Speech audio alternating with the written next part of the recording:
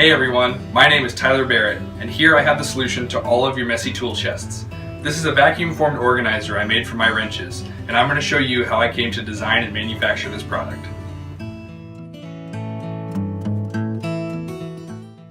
When you open up your tool chest, chances are the tools have no order and no rightful place. This makes finding your tools incredibly difficult, which leads to unnecessary time wasting and frustration. Clearly, some sort of organizer would be beneficial. The tools should be sorted by size and whether or not they use metric or imperial units. I also want it to be lightweight, removable, and inexpensive. That's where my vacuum-formed nesting board comes in. Here is an industrial vacuum former that I could have used. The problem is, these machines tend to run in the price range of over $1,000.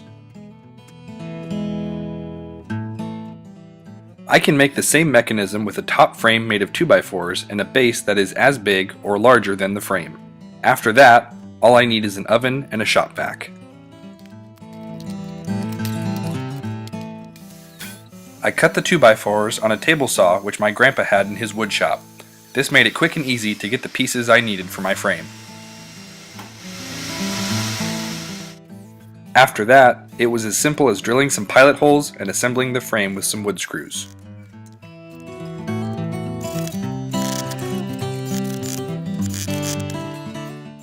In no time, I had my top frame for my vacuum former.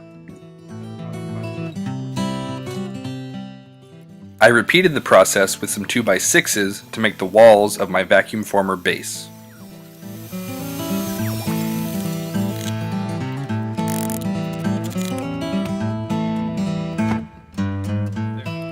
I made the bottom of the base with plywood and the top out of plugboard. I attached both of them with wood glue and screws to make sure the seal was airtight. I also added some caulking to the inside of the box to help seal it. Lastly, you have to punch a hole in the side of your box that is the size of the shop vac hose. You are then ready to vacuum form.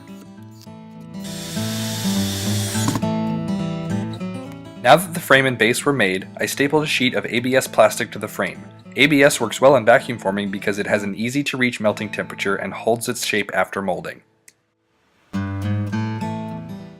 Now came the time to actually vacuum form the wrenches. I laid them on the board and made sure the shop vac was securely fit into the base. Off screen, I had someone waiting to turn it on for me. I set the oven to broil so that it heated the plastic from above and let it melt for about a minute and a half, turning it at the minute mark to ensure even heating.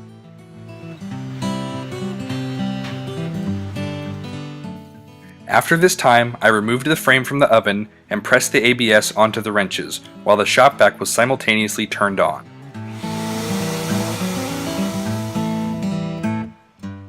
As you can see, the plastic formed perfectly to the wrenches, creating my nesting board. I used a pair of snips to trim the excess plastic, because they cut through the plastic easier than scissors. After the plastic was trimmed, I ended up with perfect organizers for my wrenches. Now, when I go to my tool chest, they are organized by size and unit of measurement. I can find what I need every time.